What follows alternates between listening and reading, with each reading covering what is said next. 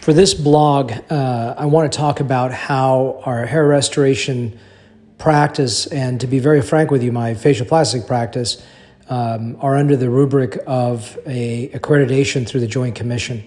The reason this is so important, in my opinion, is that I'm able to perform all levels of anesthesia here.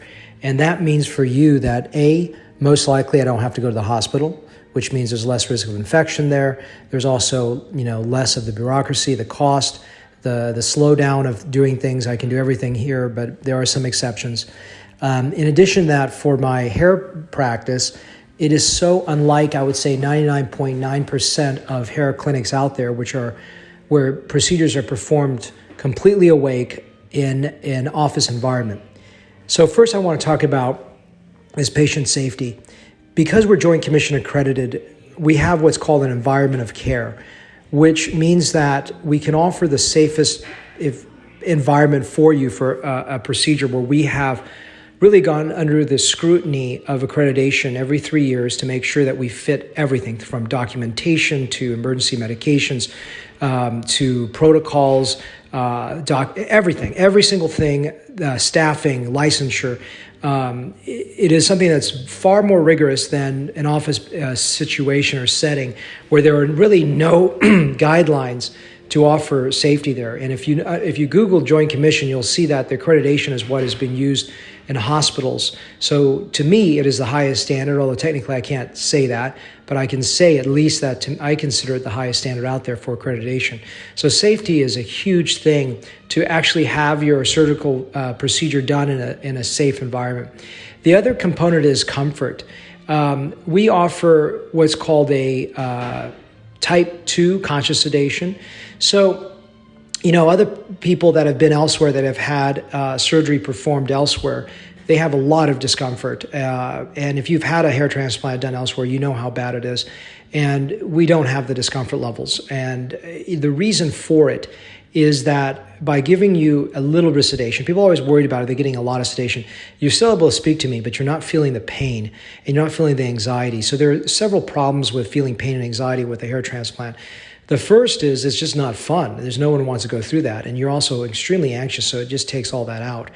The second thing with it is that I always say it's like instead of flying to Europe in economy class is like flying just a short distance to New York, because it's potentially an 8 or 10 hour procedure.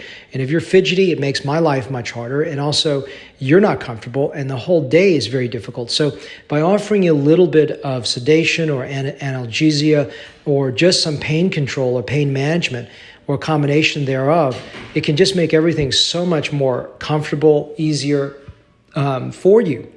The other component of it is it makes my life easier, as I said. If you're fidgety, it makes my life much harder. And then an 8-hour procedure becomes 10 to 12 hours for absolutely no reason.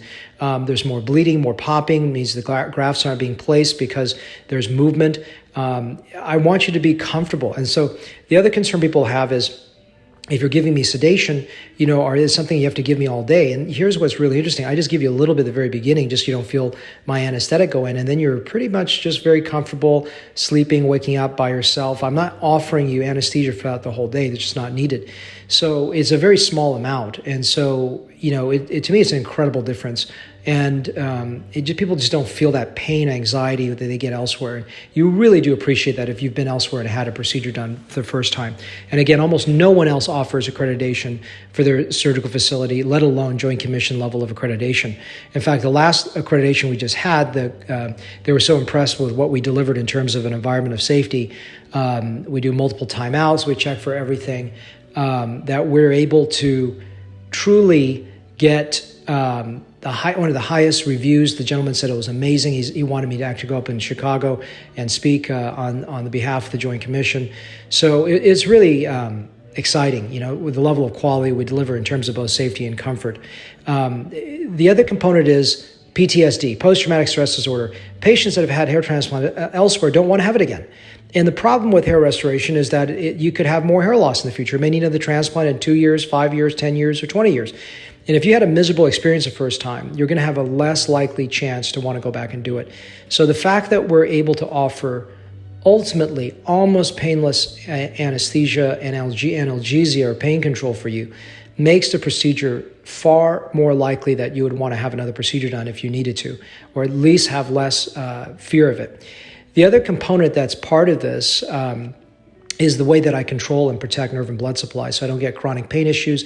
I protect everything. So post-operatively, if you said, well, I had a lot of discomfort after the surgery from my last surgery, not just during the procedure, how are you going to manage that, doctor? Because you told me that you want to make the day easy, but what happened my week afterwards?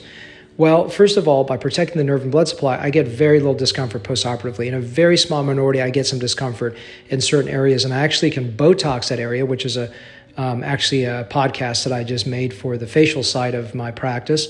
And you can welcome to listen to that for Botox for chronic and acute pain. But yes, pain management during and after are huge components. I probably need to do an entire blog or podcast just on that topic.